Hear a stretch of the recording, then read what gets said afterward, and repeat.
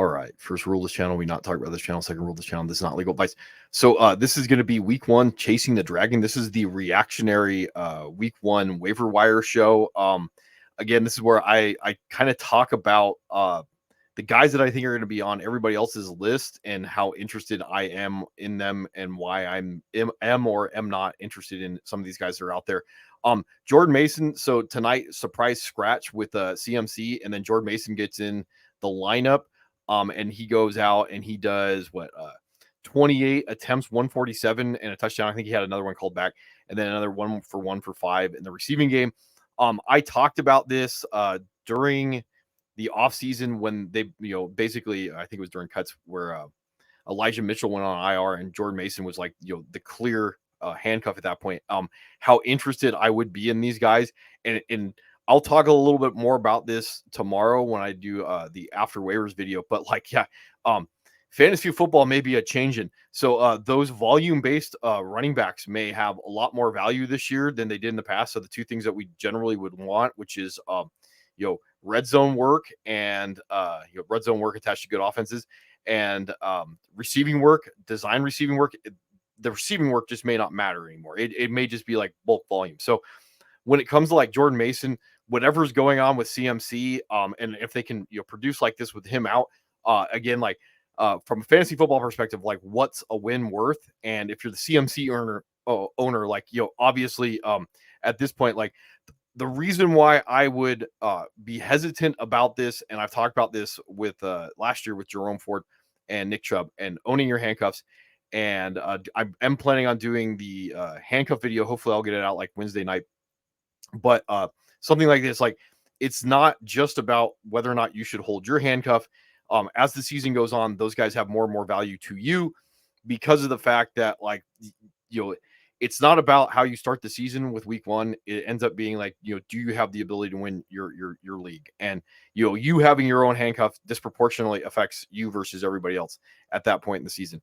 So having some of these guys out there, like Jordan Mason is not available in either of my leagues, including like my less competitive high school league. So again, like I don't know if he is or is not available. I would imagine he should be have already been rostered about 50% of leagues.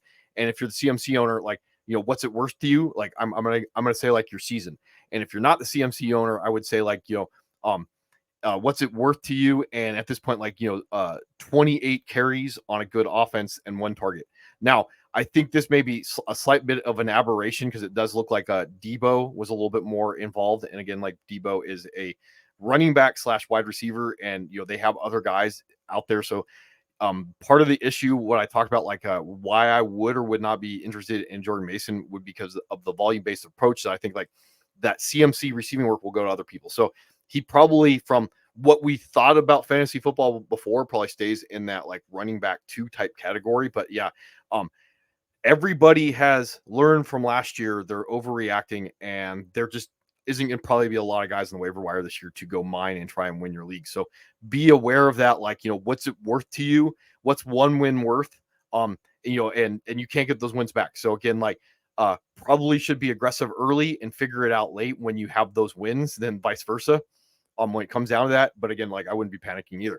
So moving on to some of the other guys out there, and I can get rid of Jordan Mason and talk about some of the guys that were the lead scorers this week. So there's Baker May, and this is a little interesting. So deeper leagues, 2 quarterback leagues, I'm a little bit interested in Baker May. So the issue with Rachaad White was not the receiving work, because Rachaad White had a good game in the receiving category.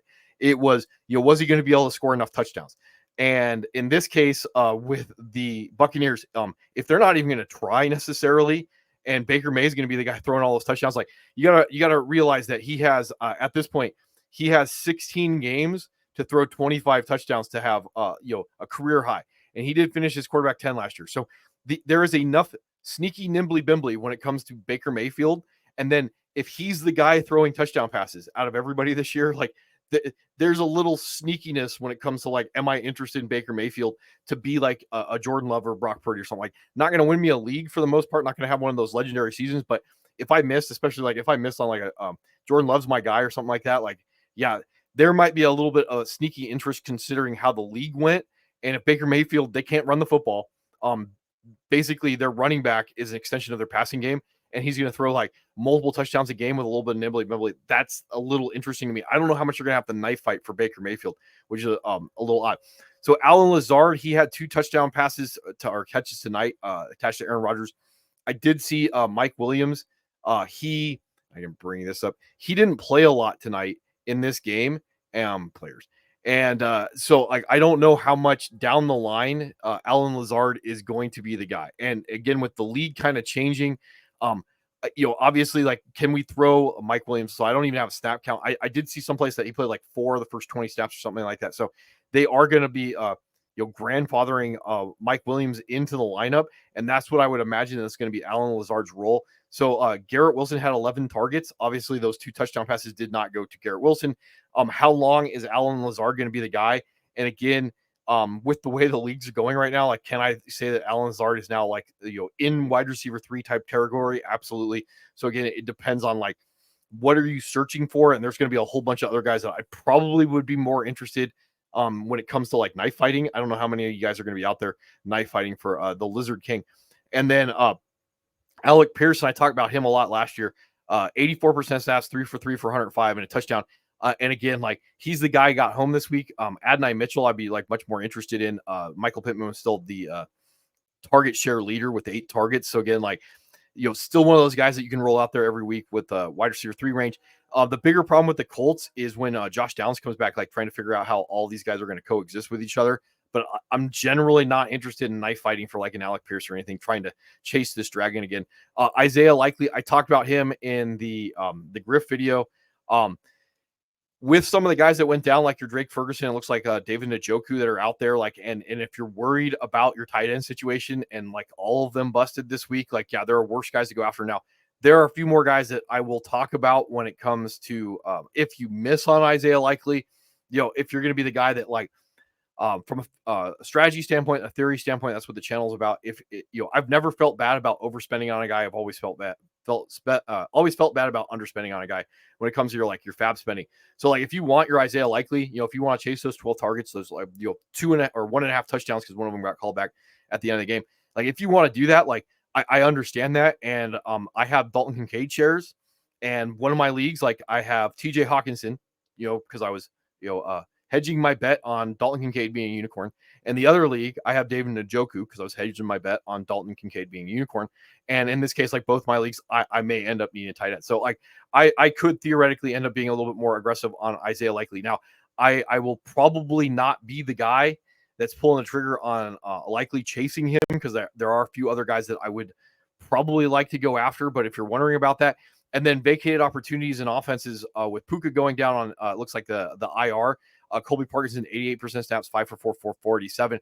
Again, he's a tight end. He's probably going to end up falling into that touchdown range, like touchdown dependent guy. But the thing is to look at that, like Tyler Higbee, who was been the tight end there before, like he's been fringe fantasy relevant. So there are going to be worse guys to be rolling out there.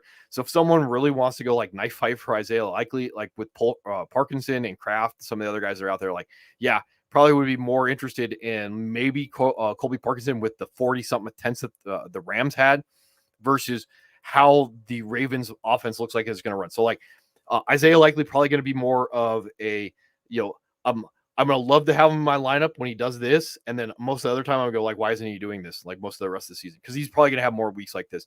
Colby Parkinson is probably going to be at that 88% snaps. He's definitely the starting tight end. I was looking it up, like Hunter Long, I think, was at like 6% snaps. And then Davis, the other tight end, was at like 8% snaps. So again, like, yeah, chasing that guy. And then Foster Moreau was at 77% snaps for 43 and a touchdown.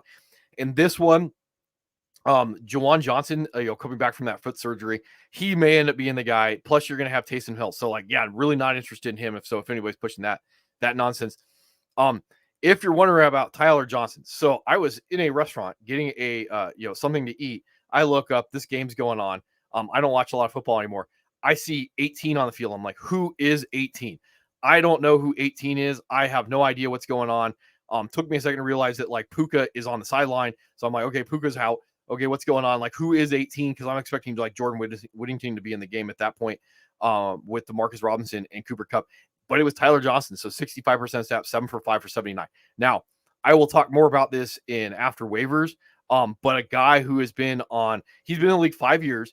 He's been on I think the Buccaneers twice. I actually can show it right here. So he's on the Buccaneers twice, and then he was on the Rams, the Raiders, and the Texans within that time frame in the 5 years that he's been in. So like, if you want to go chase your Tyler Johnson with Jordan Whittington and Kobe Parkinson that are out there, be my guess. Like even like DeMarcus Robinson, like I think this is definitely like chasing that dragon on that one. Now, Justice Hill, they came out today. I think Harbaugh said that they're not planning on feeding Derrick Henry. He was at 46% snaps. Justice Hill was at 54% snaps. Now, game flow and all that stuff. This was a close game between the Ravens and the Chiefs. So I don't necessarily know like what's going to go on with Keaton Mitchell down the line and Ali when he comes off of IR and all that stuff. But that receiving work, especially in your PPR scamming leagues, 8 for 6 for 52 on 54% snaps and 1 for 3. So right now he's almost I'm gonna go out and say like maybe a little bit more safe to play than Derrick Henry. Derrick Henry's probably gonna have the upside with the possibility of falling in the end zone. But Justice Hill, like if you're in a pinch, and we'll get into some of the other guys if you're not in a pinch, because again, there should be a lot of guys that are rostered. And I don't know how many of these guys are going to be rostered in your leagues, because I had some questions about some guys this week that I was like, I don't know why that guy, I don't know why Jordan Mason isn't rostered, in leagues, like he's the clear cut. It doesn't matter if I'm not interested in him. There's a road for him to win leagues. So like, again, with these guys that are out there, Tank Bigsby, I can definitely understand why he wasn't rostered. From what I saw of this on Twitter is he really was not a factor until Travis Etienne fumbled at the goal line. And then Tank Bigsby came in 32% step, 12 for 73. So am I going to say this is going to be, some type of timeshare? No. But if you're knife fighting for a guy that got 12 carries for 73 yards in an offense that basically they benched the guy that had efficiency issues last year at the end of the season, like, yeah, I would say at the very least that you might have a road for like a league winner in Tank Bigsby now. So if you're going to be knife fighting on that one, then Alex Madison. So like, a lot of stuff to break down with this, and I'll get into that on after waivers again. But 60% snaps, 5 for 19, go following with 6 for 4 for 43 and a touchdown. So again, don't know what he's going to win me, but if I'm really struggling and I in both my leagues, like I need a running back too. That's the long and short of it. So like, not going to say I'm disinterested, but again, like I am not knife fighting for guys that can't win me leagues. That's just how I generally roll. But and again, from a strategy standpoint, like what's a win cost or worth to me? And, if the cost of a win is worth it to me to go out there and get a guy that like may give me 6 points, but may give me like 12 to 15, like that guy still has a lot of value, especially if I'm trying to figure certain things out. Like, if you're rolling your Jonathan Brooks at the bottom of your roster or something along those lines, or you're waiting for that injury on some of your lottery tickets and you have to have like upside right now. So these guys, all right. And I just have this pulled up to show that like Debo was 8 for 23 on the ground with a vulture touchdown. And remember that. So like, probably with CMC out, like the Jordan Mason, like league winning guy. It's actually like Debo. So like if, and I mean this like heavily, if you're that guy who's the CMC owner and you want to be like cuffing, it maybe end up being Debo that you want to go out and you want to buy, and not your Joe Mason shares. I'm just saying, a little bit of a hot take there. All right, moving on. So these are the guys that I will just say like flat out, like with the exception of Malik Willis, that probably could be on chasing the Dragon when it comes down to it. Like, he was ugly when he was in Tennessee. You're buying rushing upside. So this is one of the main things, like cheat code quarterback, rushing upside, a lot of toys there in Green Bay. So like, when it comes down to some of these guys, like, Baker Mayfield's a little interesting. Like maybe he could lead the league in passing touchdowns because of that situation that's there. But if I'm going to go out there and I'm going to like, Justin Fields, if he's available, like Malik Willis, like there's better weapons, probably better coaching with Malik Willis. So like, if you're into that type of thing, that risk, like Malik Willis should be in between chasing that dragon and knife fighting on your waivers when it comes down to that. So other guys, so like Ray Davis, this is kind of like a preview to after waivers. Like Ray Davis, like I'm knife fighting for Ray Davis right now based off of like only 10% snaps, but like 4 combined opportunities on those 10% snaps attached to this offense. Zach Charbonnet. So right now, word is that like Walker is hurt. I don't know if he's hurt or if he's injured. Zach Charbonnet should not be rostered in any leagues at this point. But if he is, like some of the guys that I would be going after that are out there, like your Alexander Madison, not knowing what's going to go on with Zamir White, like Dylan Labe, those type of things. Like there's only so many running backs that are going to be available. Even with your Justice Hill shares, he's got to roll within that offense behind Derrick Henry. When you want to go out there and you want to say like, I need potentially a bell cow next week, and I want that guy to be able to like, what's a win worth? Like that's Zach Charbonnet at this point. Before we hear anything about like Kenneth Walker in this case, and I did see that like he only had like 6 opportunities before Walker went down out of the 11 total opportunities that he had in the game. But again, like still has a certain amount of standalone value in this offense. So that's why he should already been rostered. If he's not, like this is the guy, like if you're going to try to buy a certain amount while we're waiting to find out what goes on with Kenneth Walker. So Yo Sivas, hey, it didn't work out, but the logic was still there. So 100% snaps in this one. I think he actually had more air yards than Chase did in this game. I don't quote me on that. I have to go like pull up the stats. I'm not looking at my notes right now. But 6 for 3 for 26. This game was bad, so like it's really difficult to guess. But like as long as T's out, he's the number 2. And wide receiver 2s don't grow on trees in the way that's like wide receiver 3s do. So like 100% snaps attached to Joe Burrow. Still not going to go on know what goes on with the Chase situation. I'm going to say like the hamstring. He's the number 2, like 100% snaps. That's the long and short of it. So no, you should not be dropping him if he's available. What's a win worth when it comes down to that? Like, trying to buy the week that like he scores a touchdown on that one. Keon Coleman should not be rostered in any leagues, but if he is, 73% snaps, 5 for 4 for 51. That's out there. Jaleel McLaughlin. This offense was bad, but the 2 things that we want to be looking at, what we were wanting to look at in this one. So 10 for 27. He did have red zone opportunities. I think he had 2. He had a carry and a target, and then another 5 for 5 for 1 yard. So in this one, so again, shouldn't be rostered in any leagues, but if he is, like there's enough there to make me think that, like, especially when we start looking at like after waivers and how some of these guys are used, efficiency backs, like the 2 things that I want: red zone opportunities and design receiving work. And again, that may be a little bit different this year, but like you're looking at it, and that's all I want to see week 1. J.K. Dobbins should already be rostered in all leagues. However, if he's not, I don't know. I saw his big run in the game. He's not old J.K. Dobbins. Like he got caught from behind. He is not 4.43 J.K. Dobbins. He looks like he's like 4.8 J.K. Dobbins. Good at football. Remember James Robinson, league-winning Jay Robinson, when he tore his Achilles, he came back the next year, and for a minute, it looked like he was going to be like good James Robinson, because James Robinson's good at football. J.K. Dobbins, no one has ever questioned J.K. Dobbins being good at football. The problem is ACL followed by Achilles. He didn't look right with the ACL coming off that. Then he tears his Achilles. Like, yeah, he ain't got it no more. And he may be good at football. You may get a certain amount of grinding out of him, but like the 10 for 135 and a touchdown, yeah. We'll break that down. Like, but Vidal wasn't there. He got my majority of the snaps. Like, am I not interested in J.K. Dobbins? Absolutely not. Like, yeah, if he's available, yeah, I would be spending on him. Don't be getting your hopes up on what you're getting with him. And we'll talk a little bit more about that game and after waivers on that one. Yeah, I will just say this: like, Jane Daniels shouldn't be available in any leagues, period. But if he is, like, yeah, obviously. Adonai Mitchell, 64% snaps, 5 for 1, and then a lot of air yards. So we'll talk more about this again. We'll keep kicking the can on after waivers. But in this case, like 5 for 1, a lot of air yards. So Anthony Richardson, he finished as quarterback like 2 or something like that. I read scores up. Anthony Richardson was quarterback 4. He only completed 9 passes to go along with like 6 carries. So again, it doesn't matter. This is not a real football channel. It's a fantasy football channel. Like, it's about efficiency. Efficiency is now sustainable.